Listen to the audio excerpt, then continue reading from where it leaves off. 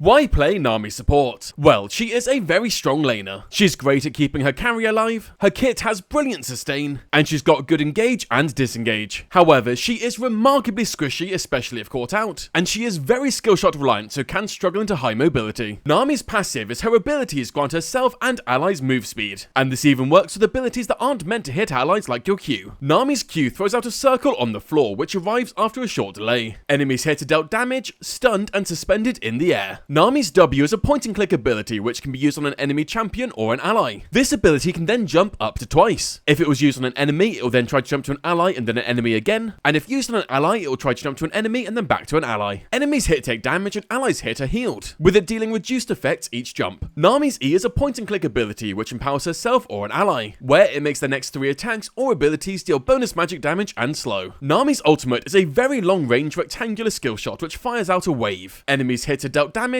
knocked up, and then slowed. And allies hit by this ability get double the normal movement speed increase from her passive. For combos, your go-to is to use E into an attack, follow up with W and Q into more attacks. Your full combo is to use E into an attack, W and Q. Attack once more before following up with ult. And if starting with ultimate, use E into ult. From here, Q just before ult lands into an attack, W and attack away. For matchups, Nami is great into low mobility damage support, where she can heal a lot of their poke and catch them out with her Qs. However, she can struggle to protect her carry against support with great engage. For runes, take this. Area allows her to both bully and support better. For build order, start World Atlas and Pot into an Imperial Mandate, tier 2 boots, and upgrade to a Dream Maker. From here, a Battle Song and Moonstone Renewer are great pickups before finishing a build with any of these as needed. For skill order, start W then E then Q before maxing W then E then Q, taking ult whenever you can. For summoner spells, take Flash and Heal. For synergies, she is amazing because she works well with basically everyone. She's great at keeping her hyper carry alive with her hard CC and her speed ups, and she's great with lane bullies to give them the extra damage and sustain to keep on taking trades. Nami is strong throughout the entire game, but she is especially strong in the laning phase. Nami's W gives her access to some incredibly strong trading patterns. When looking to poke, an attack into W is brilliant, dealing damage and healing yourself any return damage you'll take. Also, giving E to your carry is incredibly strong, as their attacks will not only deal them more damage and slow, but also apply your Airy and your Scorch. And once this slow has been applied, landing your Q becomes much easier to go for the all-in. And when you hit level 6, your all-in combo is devastating, or it's just great engage to force a fight. Entering the mid game, you want to take your tower as soon as possible, then rotate mid with your carry. This will put you and your carry in the center of the map for easy sieging and will allow 2 strong champions to roam to fights and objectives. Entering late game team fights, either play as your team's engage or peel for your carry. If playing the engage, simply ult onto something important and follow up with a Q. Otherwise, stay near your carry, constantly speeding them up and CCing anyone going for them. And that's how to play Nami Support. If this video helped you, leave it a like and comment below who you want to see next.